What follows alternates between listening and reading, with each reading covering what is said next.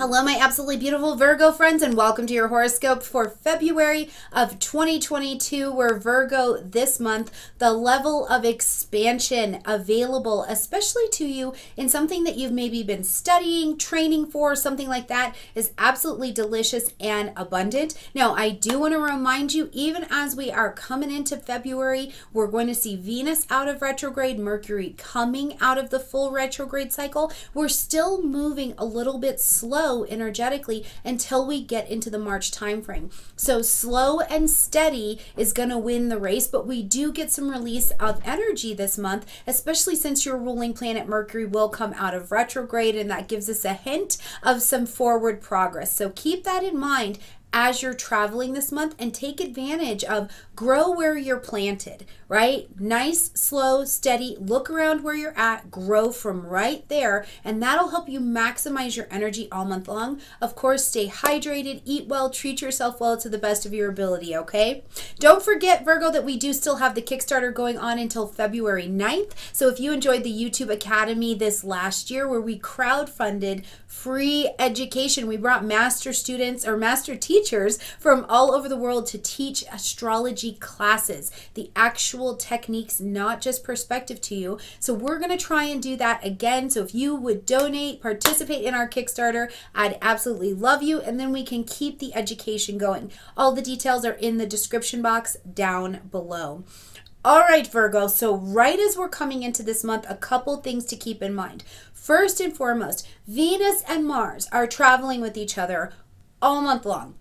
They're in orb of each other. So when the lovers are dancing and they're pairing together here in this Capricorn house for you, which is the 5th house space, this is about children. This is about self-expression, conception of new things, joy, pleasure, play, taking a risk. As the lovers are dancing together, it's like your appetite has been whet to really speak out or to move towards this area in your life in a way that's really delicious, really balanced, and really well supported. In the energy of Capricorn, a fellow earth energy, it is a lot too about achieving in a very material way. Earth signs work in the material way, in the material plane. So make sure that you keep that in mind as you're feeling the energies happening this month. There is a sweetness that is available in this 5th house for you as well. So romance, play, if you're ready for a little romance, a little joy in your life, a little pleasure trip, go ahead and make sure that you're planning to take that on.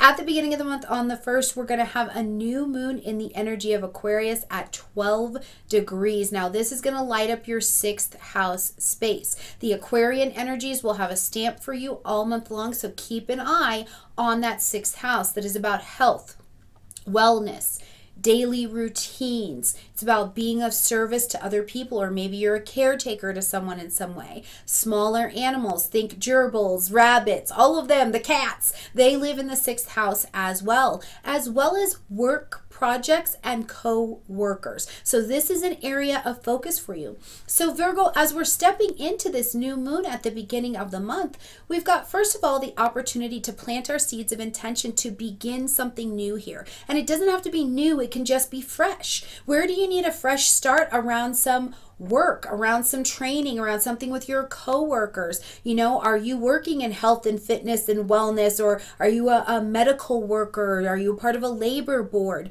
What's going on that you're asking for a fresh breath of innovative energy in this particular area? Now, this moon is in alignment with Saturn, and it is squaring Uranus. Both of these are the ruling planets of this moon. So I will tell you, Virgo, whatever is coming and whatever is available for you under this new moon, you can absolutely have it. But this moon indicates that in order to have it, you need to manifest, and you also need to work. There is going to be some put your back into it to have this fresh start and this fresh beginning. And I think about it a lot because it's in the energy of Aquarius, which means there's a social energy or a social element that's also available to this. And I can want what I want, all I want, but I can't make people do what I want them to do or in my timing, right? So that may be something that you're finding that you're walking into as well, but it's not a negative energy. It is just one that may feel a little bit more like you're having to put some effort in with this particular new moon. But just know whatever comes to you will be nice and grounded and really well innovated, okay?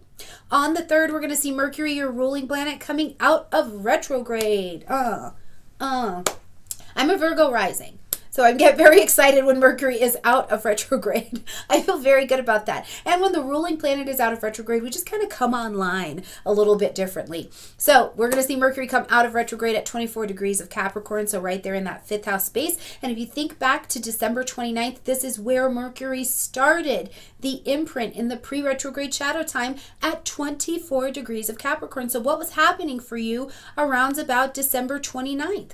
What started to come to your attention around your 5th house? Children, joy, pleasure, self-expression. What was happening for you at that time? Now, as Mercury is out of retrograde in general, you can sign contracts, make decisions, take on that thing, move forward with whatever it is that you need to move forward with. But I want you to also keep in mind that this is not the end of the Mercury retrograde cycle. We need to see Mercury come to 10 degrees of Aquarius to officially end this Mercury retrograde cycle. And Mercury will come to that 10 degrees of Aquarius as we get to February 24th, okay? So keep that in mind, that that's the full cycle, and then everything is forward motion. Now, on the 14th, though, we see that Mercury has picked up some speed from that Capricorn placement, and it's moved back into the energy of Aquarius. So come back with me to January 2nd to January 14th. In between those dates, as Mercury was traveling in its forward motion in the energy of Aquarius, what was coming to your table in terms of conversation, original ideas, original thinking, maybe lots of decisions around groups. This would have been some, like, you're hungry for innovation, you're hungry for spontaneity, I need to break out. What was the energy that was on your table between those particular dates? Now, as Mercury is back in the energy of Aquarius, notice where you see some patterns that you hadn't maybe been able to pick up on exactly before, or maybe they're adjusted at this time. Definitely enjoy in this 6th house space having communications about that wellness, that health, that day-to-day routine, caretaking, whatever that looks like in your 6th house space, because Mercury's here and ready to make some decisions. Okay? On the 16th, we're going to have a full moon at 27 degrees of Leo. Now, this is going to light up your 12th house space, so just a sign behind you. Now, when you get a full moon in the 12th house space, which is about the things that are hidden, behaviors, then actions and attitudes that we have that can be our own undoing, spiritual practices, rest, rejuvenation, calm, quiet. It can also be the place where we have addictions or illness, things like that. Whatever is happening for you under this full moon in that 12th house, you're being asked to end something, acknowledge something, or adjust something. Now, because this is a Leo moon, and because we've got Mercury in the position that it's at, we've still got Pluto at the end of this Capricorn placement. One of the things I think of for you, Virgo, is what do you need to speak up to that it's like you've been being a martyr about it, right? The martyr thing is not working out anymore. What do you need to say? Say what you need to say. Say, I said what I said, right? What is the expression that needs to come up and come out of you about something that's maybe hidden from the past? Is there a trauma, a drama, a hurt that is from the past that you need to bring out, and you need to speak to that grievance and get it out in the open? You know, because the 12th house is the 12th house, you can actually see conversations or people coming back from your past, and you need to have a conversation with them. Now, other things I think of as well is, where have you learned some culmination, and now you can speak to how you're able to bring everything together, the perspectives that you have on things right now. Whatever it is, this Leo moon is going to ask you to open your mouth in some kind of expression so that you can end, acknowledge, or adjust this particular area of your life. And even if that means, Virgo, you need to say, I need a break, I need to rest, make sure that you give yourself some love and some downtime there, okay? On the 17th, we're going to see Jupiter in the energy of Pisces come into a sextile with Uranus, who's over in Taurus. So you have this lovely sextile between your 7th house and your 9th house energies, okay? Now, what I absolutely love about this sextile is it not only provides a pocket of opportunity, but you're intelligently taking action. Like, you are in solid, effective motion with this. It's also exciting, right? Jupiter wants to expand relationships, and Uranus wants to innovate how you come out in the world. So you might be like, oh my God, I need to take advantage of this. I need to invest in this. I want to connect with this relationship over here. And this is a significant thing in my life and it will help me expand out later. Maybe it's that you connect or you collaborate with somebody and this leads to an expansion or an innovation in that energy. Whatever it is, opportunities that present themselves around this time, take advantage of them, okay?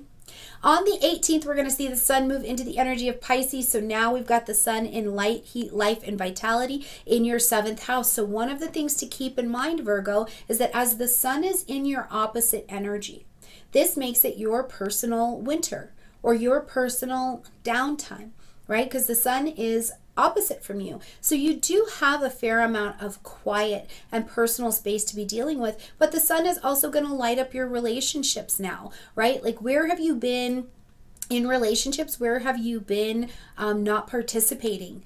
Right? Where have you not been participating in a way that is as full and as lush as it could be to really make these relationships healthy? Where does this Pisces sun energy actually bring some healing into your relationships, bring some respite into your relationships? Whatever it is, the sun is motivated to move in this relationship space. So I hope that you get to take advantage of that. Certainly significant people, significant partnerships could be coming to your table at this time.